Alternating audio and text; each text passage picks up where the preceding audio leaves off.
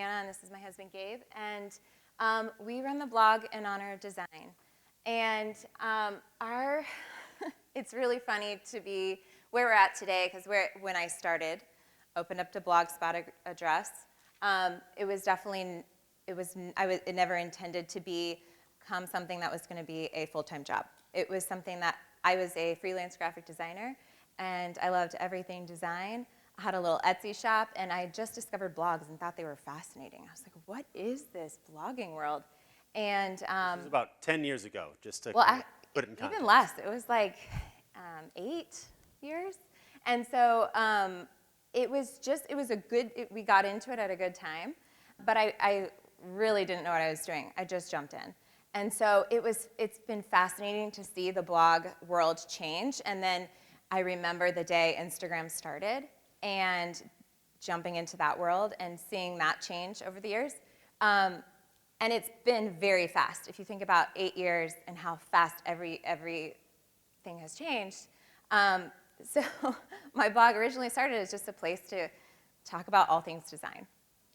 And I wasn't even sharing my own content. I was just sharing other content I found on the web that I loved.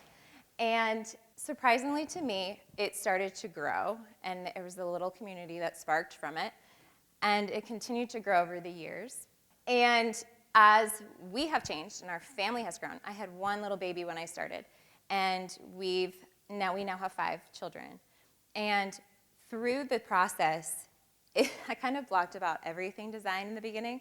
And I had to figure out, it was kind of all over the place. It was actually mainly style and fashion and design. And as it grew and my family changed, my focus and my energy was in the home. And I loved everything about home life, family, and what makes your house a home, and the value of putting energy into your home and making it a place you love to be. And the projects we were doing, Gabe can talk a little bit about what he had a full-time job, but on nights and weekends, he was doing a lot for the blog as well. I come from a 3-generation of woodworkers and handymen, etc. So I really enjoy working with my hands. So it fit in very, very well that we had this budding business that was taking off, and that we were looking to take it in that direction, because that gave me an amazing outlet to really go after something that I really, really enjoyed. Granted, I really enjoy having pictures taken of me too, because, let's just be honest. My wife looks really good, and she makes me look good. Oh my God. So, we can just kind of go from there. But what I mean to say in a sarcastic way is that we were very lucky to have things organically work in a very good way, and to start being a part of the same creative process. And we came to kind of a point where the blog was taking a lot of time, and it got a lot for me to balance motherhood with blogging and figuring out, okay, this is actually starting to be a significant side income. And then I got approached by an ad agency, and they asked us to sign with them because they had so many connections in the industry and with a lot of companies that we were interested in working with. And it was at a time where he was coming at a crossroads in his career and feeling kind of burnt out. And he was the one who was kind of like, well, why don't we see if we can do this together? The income had grown enough where it was like, if we give this a year and think about it and see if we can actually go for this, let's seriously consider this and make it happen. And this was the time where we really narrowed the content down to what we found our readers were visiting our site for. And some of the speakers today, I think, did such a great job in talking about that. Beth's talk was very, very good in terms of finding that niche and finding that place where not only are you getting your energy from, but you're really able to find that point where it can converge with your readership and the demographic that you're looking to find. Right, because ultimately that's going to translate in your content. If you're passionate about what you're writing and what you're sharing, that's what is going to be engaging. And I was split in so many directions. I felt like I didn't even know what to focus on. And so I decided to cut some things out And to my surprise, like I was like, I'm never gonna, I'm not gonna bring in personal topics. I'm not gonna be doing this and that. And of course, when I did, that's what people really were gravitating to. People really want to know a story, and they really gravitated to the story of our family. And it really surprised me, but it also was really encouraging because it became such an uplifting community.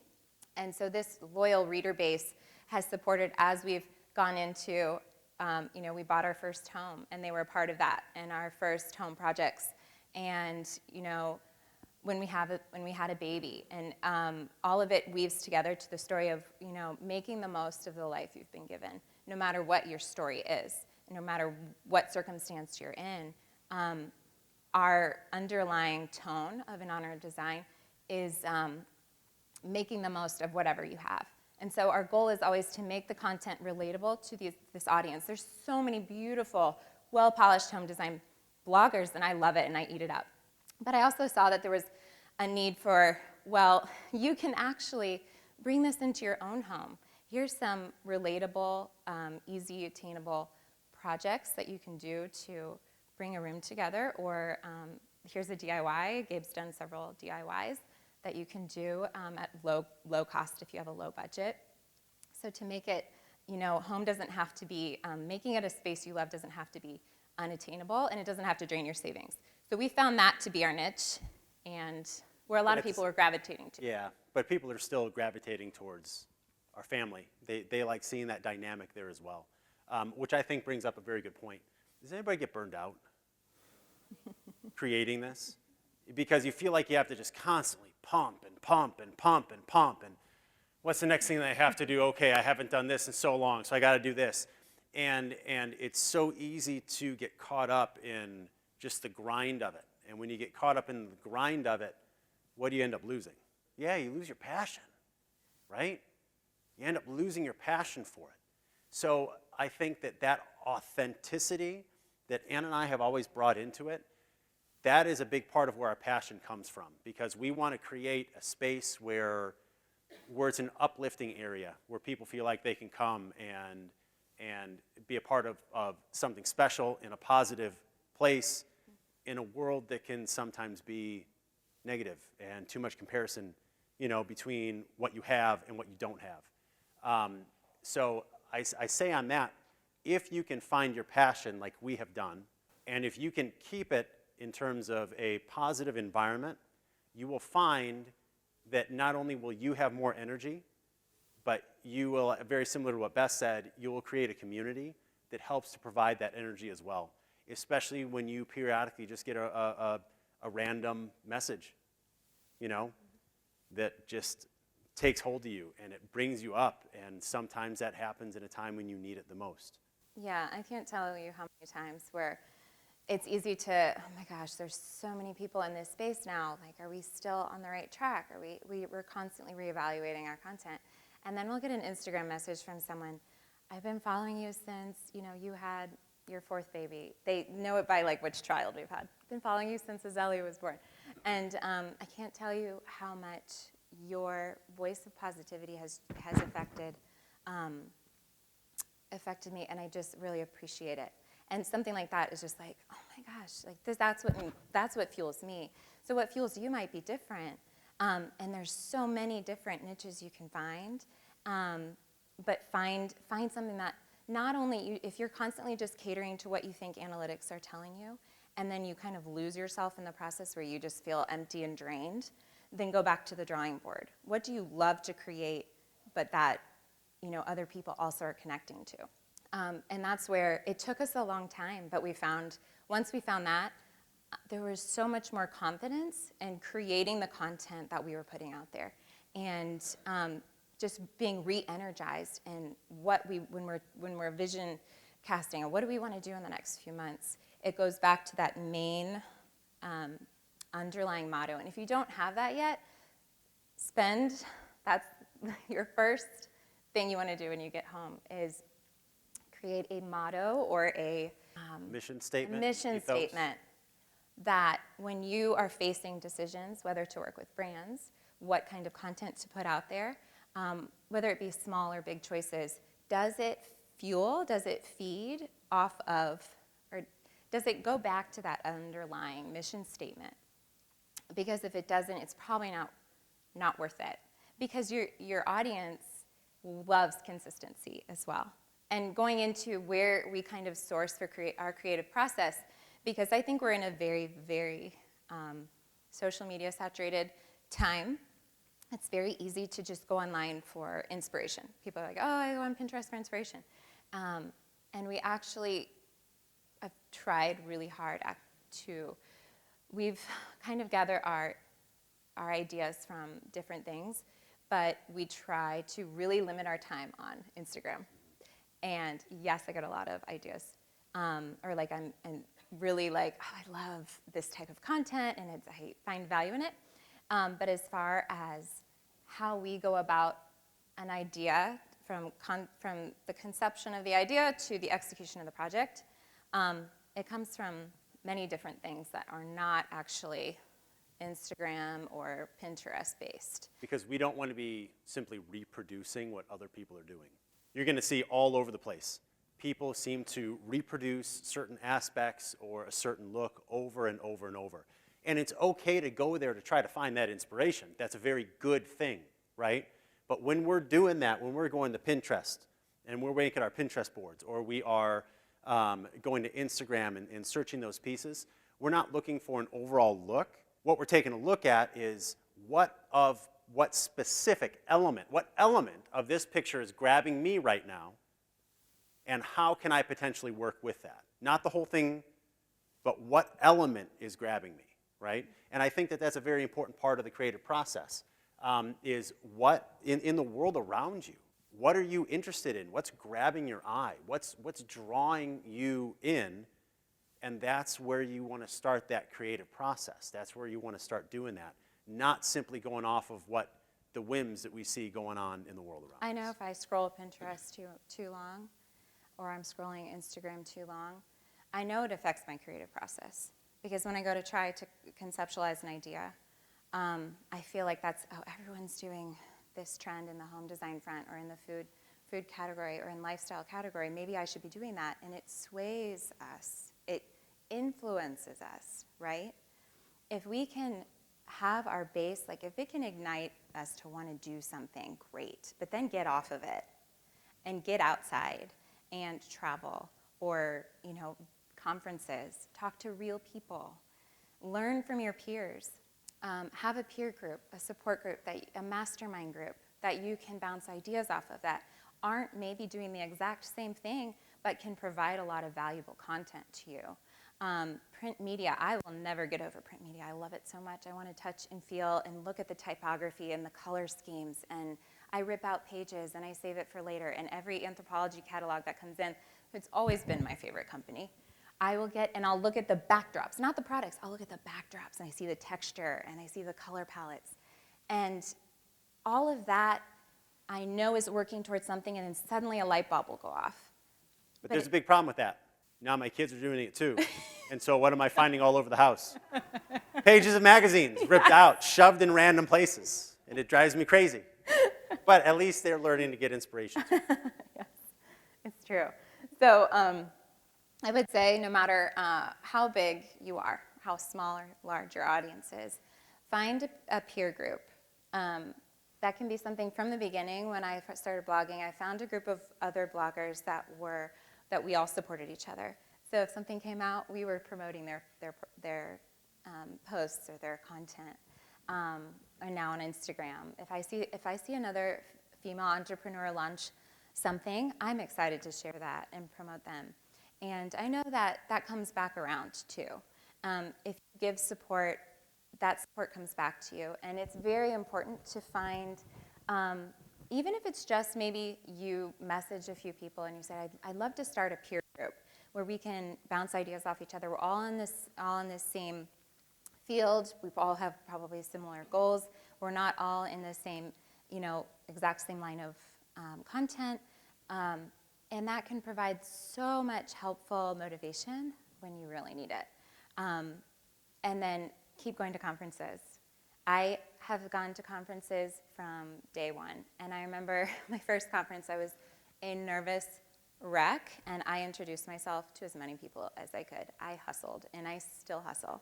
So I still make an effort to learn, because you can never stop learning. There's always more to learn. So we knew we were speaking at the event, but I wanted to listen to all of the other speakers. Like, Anne's talk was phenomenal. I really value hearing from my peers. So I would say, if you feel like you're discouraged from scrolling too much, it's probably because you are scrolling too much, and to get off the internet and find that motivation in places where you know are going to re-energize you. So we're going to walk you through, just like practical, an idea of how we actually complete a project, because I think it helps. Okay, well, I have all these ideas, but how do I make this happen? Or I'm really organized person, but I can never seem to get to the end result. I tend to be a perfectionist in my work, and so does Gabe. So we have to give ourselves timelines, and we have to give ourselves budgets, and we have to be we actually have to follow a step-by-step process so that we don't get stuck. Because we could spend months on one project, but that's not the way the blog world works. We have to be creating fresh content for our readers. So we're going to walk you through a bathroom remodel that we did in the basement. And just talk you through it. We have a picture of it up on the boards. It's one that we did in working with Kohler and Fireclay Tile.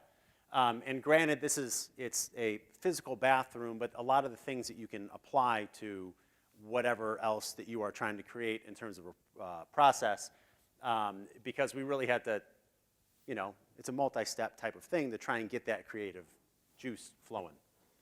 And we did have the ultimate goal of like, okay, if we do this well, hopefully this will be picked up by larger publications or larger media channels, and it has. And I think it was worth the investment of hiring a contractor to help us with tile. Tile is no joke. Don't ever attempt it. Although, unless you have experience. I must say I am a perfectionist when it comes to this kind of stuff, and the tiling guy totally destroyed. Okay, you're looking at that picture, right? Okay, where do you think the most important tile is in that picture? The center. Oh my gosh, it's the center around the faucets. What did the guy do? He did a beautiful job, and then he destroyed that. So then what did I have to do? Yeah, so expect that when you work with contractors, it's not going to always be as Unless there's a perfect as you want it contract, to if be. there's any contractors in here, not you, other contractors. But yeah, so we also chose to work with a photographer who is specialized in home design photography. It's a very different type of photography as we've worked with lifestyle photographers or food photographers. They tend to know their line of work well. And if I were to hire a food photographer to do a bathroom remodel, it wouldn't come out in the same ways. So he's able to create the dimension we're looking for, and there's no shadows or highlights. It's actually very, very hard to do. And I knew that I couldn't do it myself. We do a lot of photography ourselves, but for something like this, we wanted to be picked up by publications. We knew it was worth the investment to hire the photographer. So we came up with the idea and the concept, and I had in my mind, this was what I had in my mind, but I'm like, how am I going to translate and communicate this to Gabe and to the contractors who are not on the same page, who don't know what I'm talking about?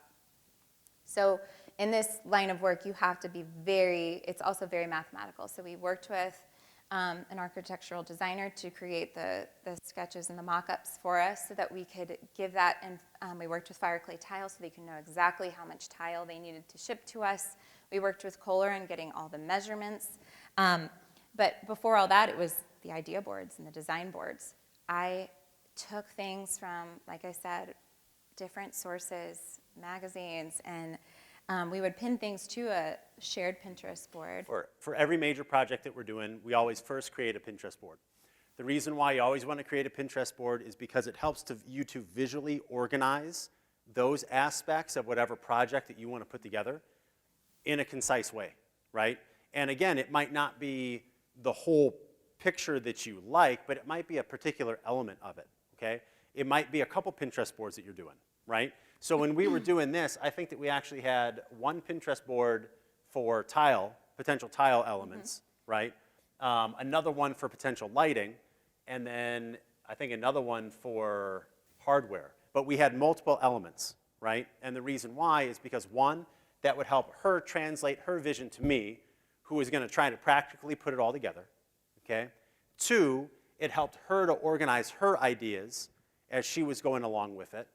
But 3, also, when we started working with an architectural designer and everything, we could take some of those pieces, show elements that we were looking for, and bring it together. And having those visual pieces is a very important part, at least for us, of that creative process. Yeah, it really helped for me to see, because I knew I wanted a bold color on the floor, and then I knew I wanted some texture, and I knew I wanted to try something different, so I layered patterns, which is not a lot of people or feel a little risky about doing that, but I wanted to do that, and I wanted to bring out gold accents. So I pinned everything and realized, oh, when you see it all next to each other, it helps bring it all together in your mind and what will work and maybe that doesn't work. Or this light fixture looks a little too brassy next to these faucets, etc. So having the original, like, this is what I want it to look and feel, and then the practical side of, like,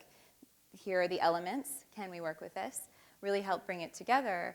And having that sketch so that we could present it to the companies we were working with was really helpful. And when you're in this line of work, you have to have really specific elements prepared. So fire clay tile needed the exact dimensions that we were going to tile, and Kohler needed the exact dimensions for our shower so that they could send the right for the shower walls and the shower door and everything like that. So when we're selecting products, we have to have the exact dimensions, because if you're a half inch off, everything could be like that with our vanity. We had to the exact inch. Or the husband has to figure out a way to fix it. Right. Which isn't fun. He's like the fix-it guy. Yeah. So it's funny because a lot of times I am the idea person, and Gabe is very much the problem solver. And it works really well in our relationship, in our working relationship, because he's naturally likes to problem solve most times if it's not like a crisis situation. But usually I'm like,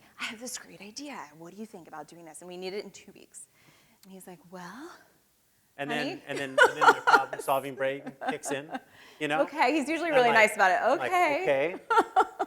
Well, this needs to happen first, and then I usually end up feeling guilty because I've just crushed her total creative idea, you know, but. No, he's very good about it, and he's really good about problem solving, so it works in our scenario because he can help think of the things that will achieve the ultimate goal. And so we do a lot of, so once we get samples and put everything together, then we're able to actually install our project. And sometimes, this is a huge project. We also do very simple projects like DIY bookshelves.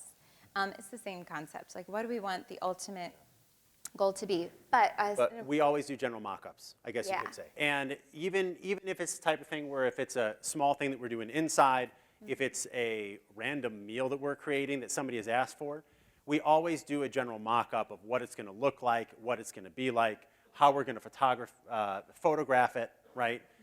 If I'm building something physical, I'm doing a dry fit.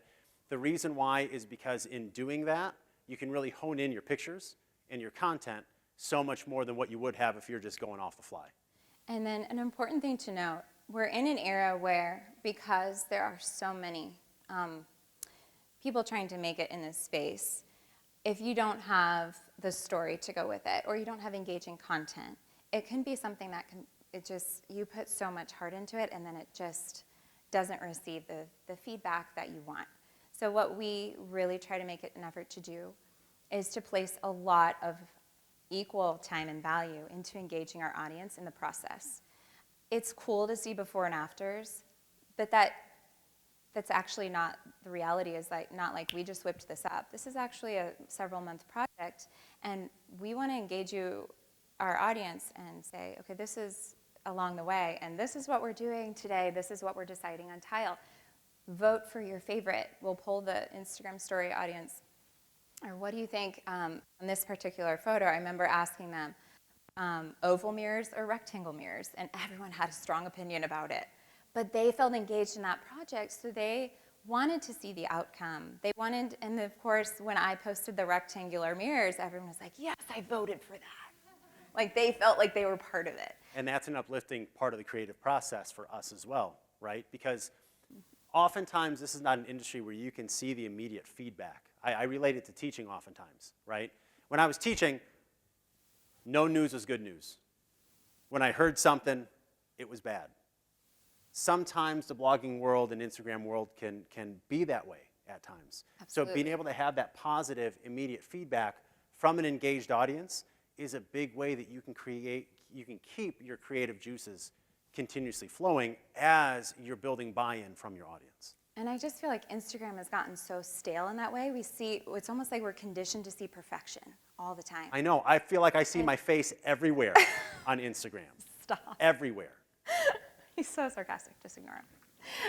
And so when I get on Instagram and I see someone who's talking about a real story, even if it's a perfect image, if it's a story, then I'm going to read it and I'm going to be more engaged with it. If I follow them, there's some people I follow on Instagram who have perfect feeds, but their Insta stories is where it's at. I'm like, they're hilarious. I'm going to tune into every Insta story. And so we've kind of found that we have, where our engaged audience is coming from is Insta stories. When Gabe and I are like, let's just, we have a lull in time right now. Nothing's happening. Let's just do something silly like a dance-off or a carpool karaoke. Or on the other hand, if we don't have any time, but we're really burned out and fried from taking care Right. of 5 kids and trying to pump out this content, and you reach a point where I just don't really care, and you do something really stupid and post it, but it's real life and fun. Yeah, It works well. We've gotten so much engagement on Insta stories because we're just trying to show them that it's real people behind this account. It's a lot of, behind the scenes. And I think if you can do that in your own way, behind the scenes is where people are drawn to because it's the story side. It's not just the completed perfect image. We do photos of the halfway done rooms as well. Or we share stories of here and there about what's going on in our family so that you need to give them a reason to stick around. If they're conditioned to seeing perfection, you become a robot to them. And so if you're able to make it something that's personable, no matter even if your photos are perfect and portfolio based, great. And maybe you have a mix of both. We try to keep our Instagram cleaner because we do realize that brands are looking at our Instagram profile a lot, and we get a lot of leads from there. But we're not so filtered on Insta stories. We really do just try to make them feel like they know us and that they're friends and that we're speaking to just them. And that's our goal with that. So from start to finish with this process, we bring our audience along the whole way. We'll show them every step of the process so that they also feel like they can ask us questions there as well. It feels a lot more like less daunting and less intimidating to ask a question on Instagram stories than on a public platform where I'll be everyone honest, can see. when I get asked a question about how to do something or something along those lines, there's been a couple times that I'm really burned out in a particular way of trying to get a project done, and then somebody comes back and asks, how to do this or how you did that or whatever the case is. If you take the time to respond to them person to person, once again, that can be a rejuvenating piece of the process. Yeah, definitely. And so we wanted to give another visual of just a before and after in our home. When we moved in, on the before picture, that's exactly what it looked like when we bought the home, and then what we flipped it to. And this is the room that's actually going to be featured in the May issue of HGTV magazine.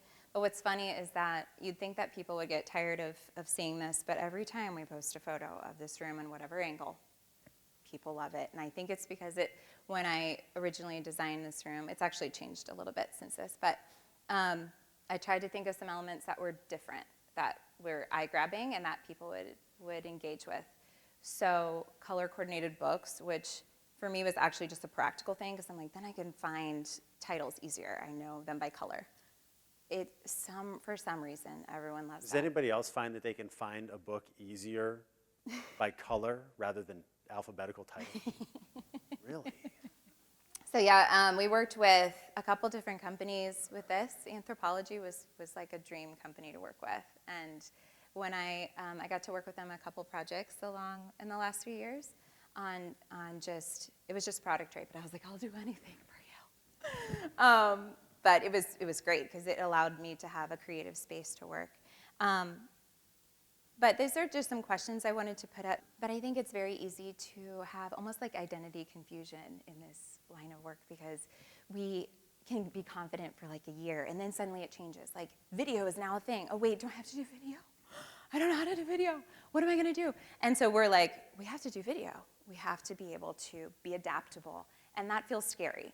But it's possible. I was a blogger, and now a lot of partnerships are through Instagram. And I had to adapt to Instagram when it came out and create content that wasn't, so, I just showed you that bathroom. I didn't even post that polished bathroom photo on Instagram. I actually posted a less professional looking photo on Instagram because I knew my audience would engage with that more. It's weird, but people now because there's been so much perfectionism, they're actually gravitating to the less perfect. So, but not that, I mean, we've had photos do well in that area too, but to mix it up where it feels like real time almost, or like you snapped it from your phone, for some reason, that has gotten higher engagement for us. Sorry, it's not the same for everyone. But so we look at it as a different platform. We look at Instagram as a separate content platform than our blog. We always fuel it back to the blog. Yeah.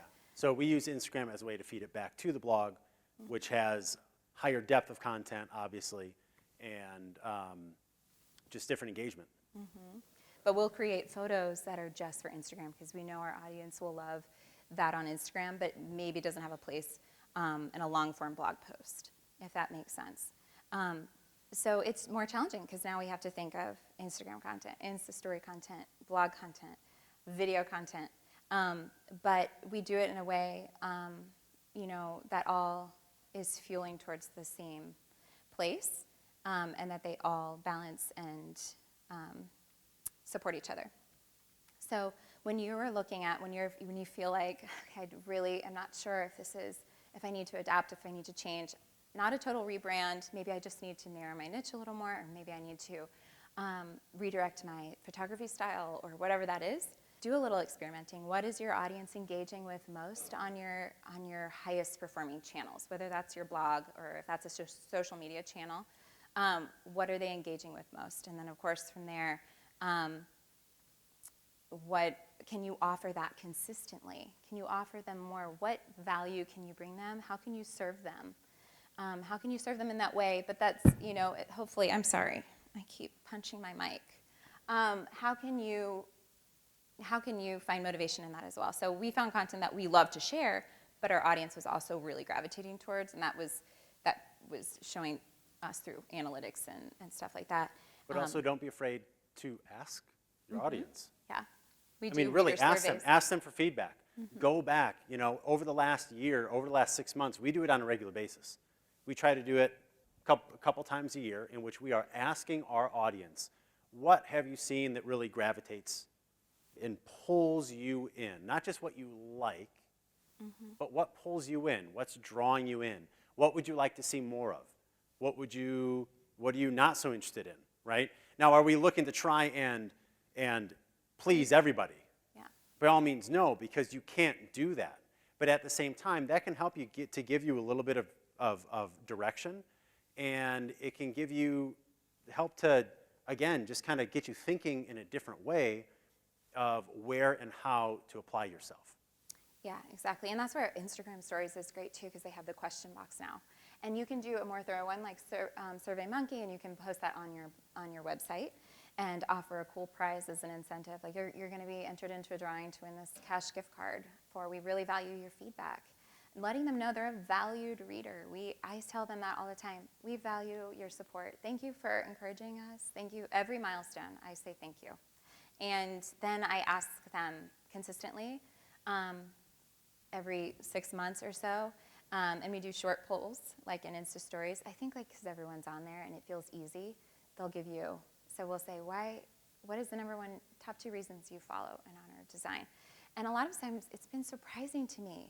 Like the content I didn't think that people, that's why they were there. And it really has been a valuable place of reference for us in moving forward. So And being able to give them that content consistently is hard, but it's really worth focusing your time and energy there. Because if you put a lot of time and energy into many different things, but maybe only one avenue is getting, a high engagement and readership, then maybe just focus on that. Just experiment. See what happens if you focus on just that for a month. And does that mean drastically changing your feed or anything else? No, it's kind of, who here's gone fishing? Maybe probably not many. Okay, a few people, right? What do you do when you go fishing? You throw out a little bit of bait. Okay? Now, are you going to throw out all your bait at one time? No. Right? You're going to throw a little bit out at a time. See what happens. See what grabs. Right? We didn't instantaneously, we have definitely adjusted over the years, as Anna said. We didn't adjust overnight. It was a gradual process, right? But in that gradual process of adjusting, not totally changing, but adjusting and refining, we found that we were really loving what we were doing more, and we were getting more engagement in, right? So don't be afraid to experiment just a little bit and see what kind of traction you can get with it. And I think nowadays brands are really looking for engagement, because how they determine that they're going to have a successful partnership with you is how engaged your audience is. So you may have a large following, but your Instagram posts are getting low interaction, then that's, for them, it doesn't show them the value of what a partnership would look like. So we focus less on growing numbers and more on engaging the audience, because we know that is what will get an organic growth, right? So we focus on engagement, and we have a really great audience that feels they're very supportive, they're very kind. We've had very little negativity, and I feel very grateful for that. And that makes me excited to post and look forward to what I'm sharing, right? And it also is something I can bring to a brand with those stats, that this is what our engagement is on Insta Stories. This is what our average post views get. This is what, average interaction looks like on an Instagram static post. And that, for them, is what they're looking for. They need concrete numbers, right? So you can swipe up now if you have a business account. It can show you the reach for a video. I can take that reach. This video went, got to the Explore page, and this was the amount of views it got.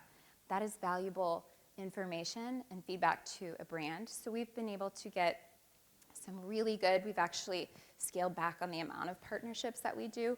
We're really, really selective, because we do have a very trusting audience. We ended up splitting ways with our ad agency, because obviously they need to make money too, and they wanted us to create a lot of ad content. And it was a lot of partnerships they were bringing us were not in the home design and family categories. And as said very aptly previously, that is currency. Every time you do put out an advertisement, it is currency that you are giving up just a little bit. Yes. And so there's definitely a balance. Yeah, there's an amazing balance that's there. I think that was one of the wisest things that was said. Yeah, and so when we... That's why I'm saying it. So you'll remember me saying it. So when you are putting out an ad out there, okay, you want it to be well received because you've put a lot of time and energy in it, but you really value your audience and you want them to really love it. So we are very selective about who we partner with. So we really, really appreciate when brands recognize that we have the type of audience that they're looking for, and it's engaged, and we're selective about who we partner with, and that they can know that this partnership, if it's worth our time and we're going to be putting a lot of good energy into it, they'll get good content out of it. And therefore, what's happening to your creative process and your creative content, it's going up. When you put all these pieces together, it goes up in the process. Right. Last thing, we didn't touch on it. Can you go back? Oh, I don't think I can now. Yeah. Oh. See that bottom line? Not the bottom line in black, or the before and after, but the last question. It says, how can I serve? I think that if there's one thing that you're coming out of this conference with, and it's been a theme in everybody that's been up here, it really is about service. If you walk into it with a service mentality of how you can help the people that are not only reading or experiencing, consuming your content, but also how you can serve your clients that are your corporate partners, That, in my opinion, is the most critical piece to being successful in this industry, and it is the most critical piece in keeping you actively engaged. Yeah, and I would say that's why we've been able to develop some really great longer term partnerships as well, because we've developed great relationships with the brands we've worked with. That's so fulfilling for us and rewarding for both parties, right? But also with our audience, I feel like, coming from a place of trying to be genuine and just being honest with them from the start, their feedback on that has been very fulfilling for us in our line of work. And you have to find something that is fulfilling in your line of work, right? Like that's ultimately what's going to keep you going. So yeah, hopefully this provided some insight into staying connected to your creative process. Thanks. Thank you guys so much.